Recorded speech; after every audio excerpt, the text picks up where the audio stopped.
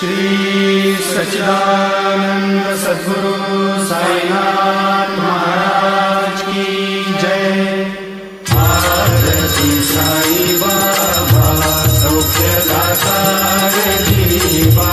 चरण रजतरी द्यावा दासा विसावा भक्ता विसावा। आरती साई बाबा स्वस्वरूपी आहे जंग मुमुक्ष जनादारी निज डोळा श्रीरंग डोळा श्रीरंग। आरती साई बाबा जय मनी जैसा भाव दया जैसा अनुभव गाविसी दया घना ऐसी तुझी ही माव तुझी ही माव। आरती साई बाबा तुमचे नाव ध्याता हरे संस्कृती व्यथा अगाध तव करणी मार्ग दाविसी अनाथा दाविसी अनाथा। आरती साई बाबा कलियुगी अवतार सगुण पर ब्रह्म साकार अवतीर्ण झाला से स्वामी दत्त दिगंबर दत्त दिगंबर। आरती साई बाबा आठा दिवसा गुरुवारी भक्त करी तिवारी प्रभु पद पावया भव भय निवारी भय निवारी।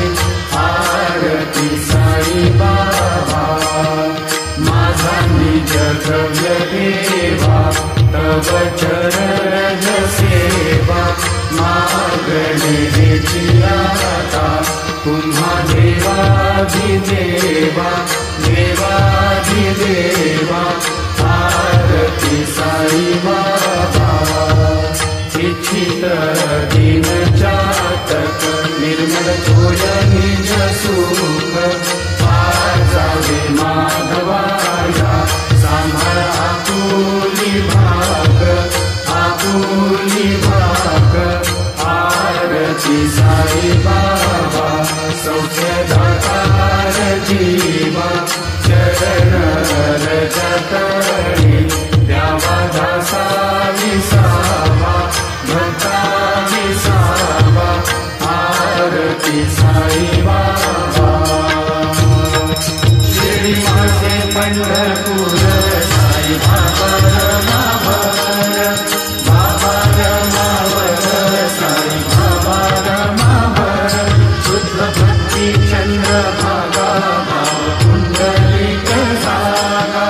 कुंडलिक जागा भाव कुंडलिक जागा। याहो याहो अवधेजन करू भावासी वंदन साईची वंदन करू भावासी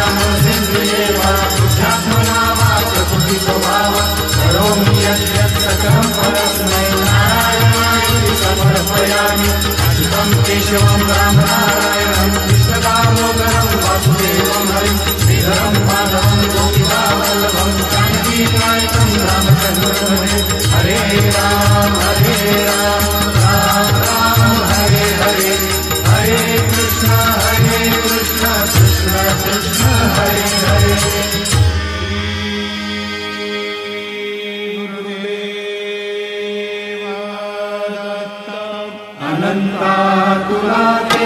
कसे रे स्तवावे, अनंतातुला ते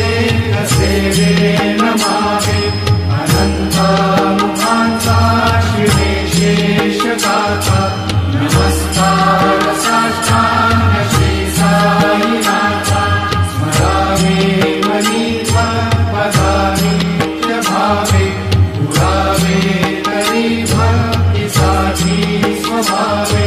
करावे जगाकारुणी मायकाथा,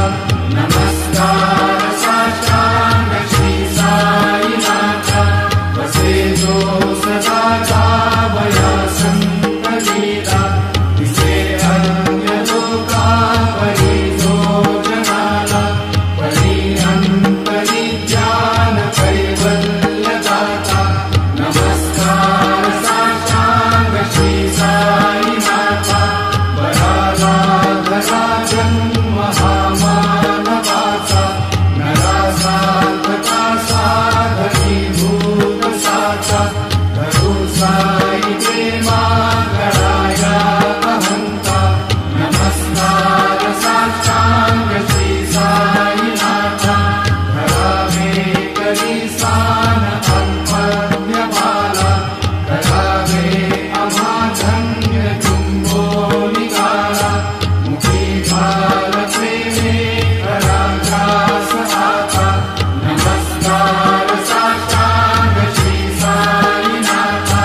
सुराधीक ज्यांच्या पदावन्दिताती, शुभाधीक ज्यांचे समानत्व जेती, प्रयागादि तीर्थे पदे नम्र होता, नमस्कार साष्टांग श्री साईनाथा, तुझा ज्या पदा पाहता गोपवाली, सदा रंगली चित स्वरूपी निराली, कधी रास क्रीडा सवे कृष्णनाथा, नमस्कार साष्टांग श्री साईनाथा, तुला मागतो मागणे एक जावे, करा जोडितो दीन अत्यंत भावे, भवी मोहनी राज हातारी आता, नमस्कार साष्टांग श्री साईनाथा, ऐसा येवा साई दिगंबरा, अक्षय रूप अवतारा, सर्व हि व्यापक तू, श्रुती सारा अनुसया त्रिकुमारा, बाबा येवा काशी स्नान जप प्रतिदिवशी, कोल्हापुर भिक्षेसी निर्मल नदी तुंगा, जलकाशी निद्रा माहुर देशी, ऐसा येवा झोळी लोंबत से वाम करी, त्रिशूल डमरुधारी, भक्ता वरद सदा सुखकारी, देशील मुक्तिचारी, ऐसा येवा पारी पादुका जपमाला, कमंडलो मृगछाला, धारण करशीवा, नागजटा मुकुट शोभतो माता, ऐसा येवा तत्पर तुझाया जे जानी, अक्षय त्यांचे सजनी, लक्ष्मी वास करी, दिनरंजनी रक्षिसी संकट वारुणी, ऐसा येवा या परिधान तुझे गुरुराया, दृष्ट करी नयनाया, पूर्णानंद सुखे गीताया, लाभिसे हरिगुण गाया, ऐसा येवा साई दिगंबरा, अक्षय रूप अवतारा, सर्व हि व्यापक तू, श्रुती सारा अनुसया त्रिकुमारा, बाबा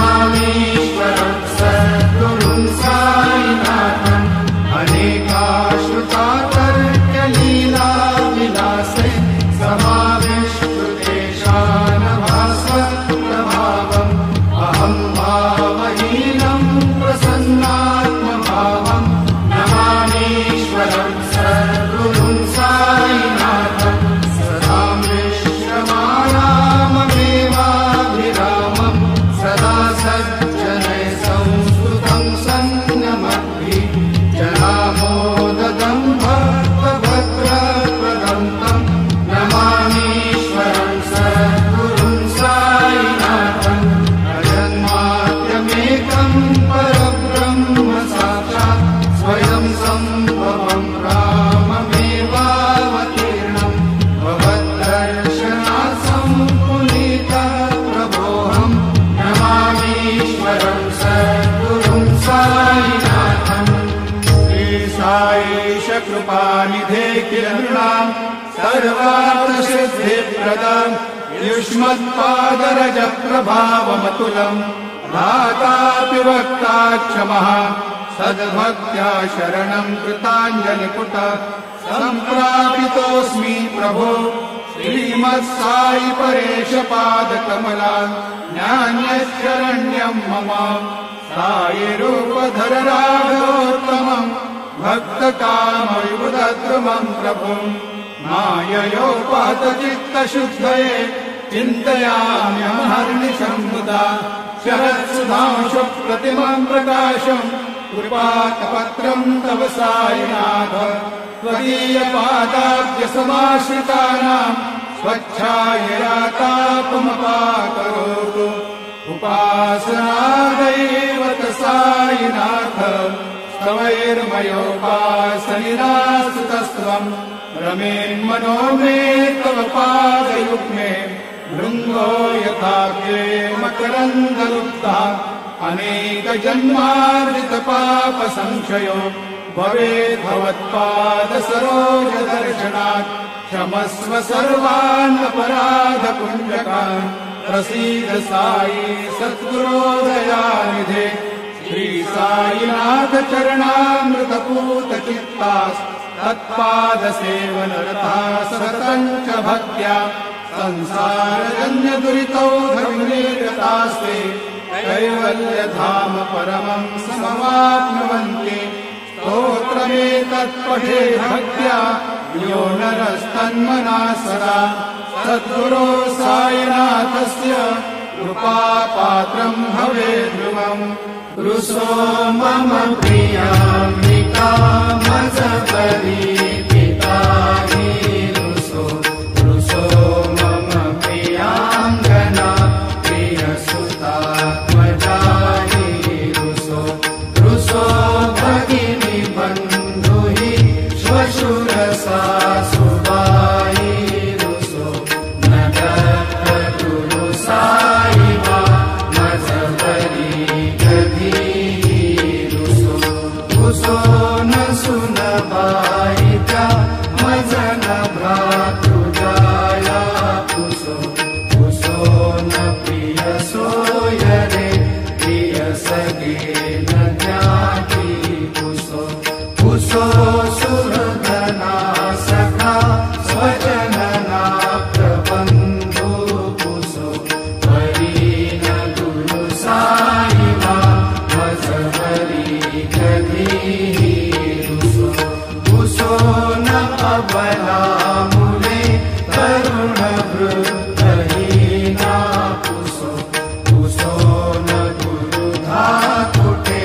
भजन थोरसाने पुसो पुसो न चबले मुरे सुजन साधुहीना पुसो परी न गुरु साई मा मजपरी रुसो चतुरतत्त्वविद् विबुध प्राज्ञ ज्ञानी रुसो रुसो हि विदुषी स्त्रिया कुशल पंडितानि रुसो रुसो महीपति यति भजकतापसी रुसो नगत गुरु साई मा मजपरी रुसो कवि ऋषि मुनि अनघ सिद्ध योगी रुसो रुसो हि गृह देवता विपुल ग्राम देवी रुसो रुसो खल पिशाचहि मलिन डाकिनी रुसो नगत गुरु साई मा मजपरी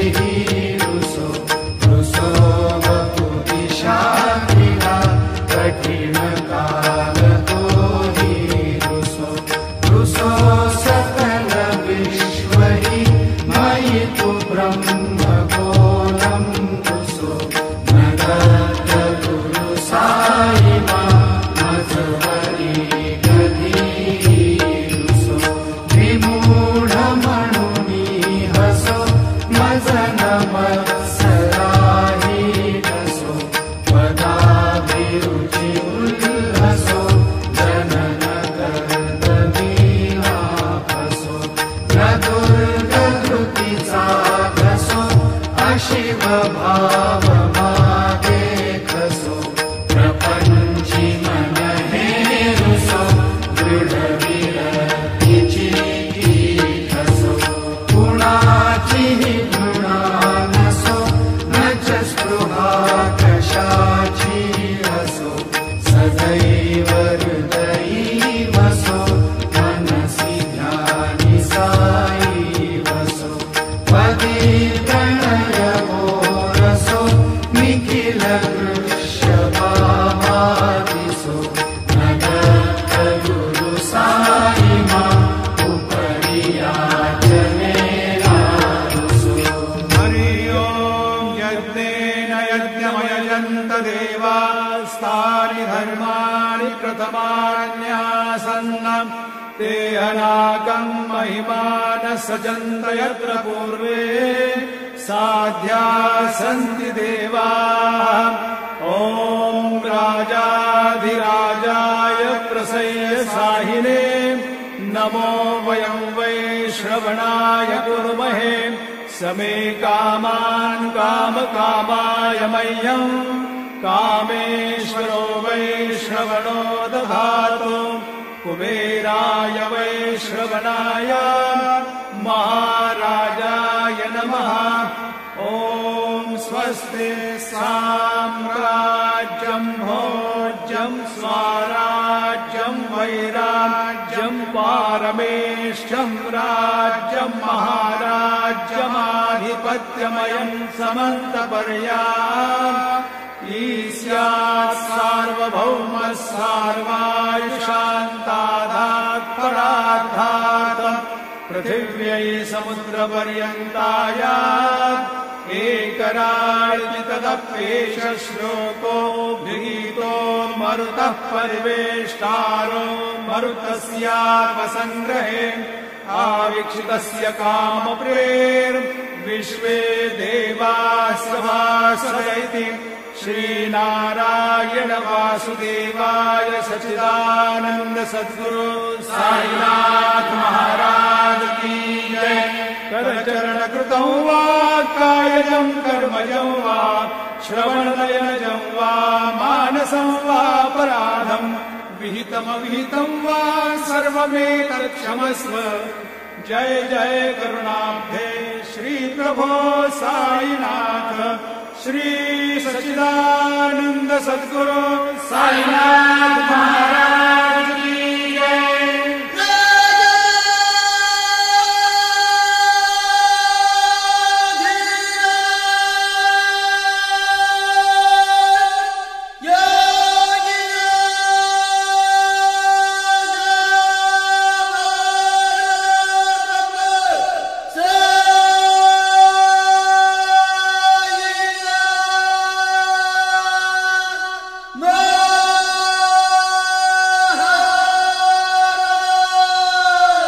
श्री सच्चिदानंद सद्गुरु साईनाथ महाराज की जय। यं ब्रह्मा वरुणेन्द्र रुद्र मरुता स्तुन्वन्ति दिव्यैस्तवैः वेदैः साङ्गपदक्रमोपनिषदैः गायन्ति यं सामगाः ध्यानावस्थित तद्गतेन मनसा पश्यन्ति यं योगिनो यस्यान्तं न विदुःसुरासुरगणा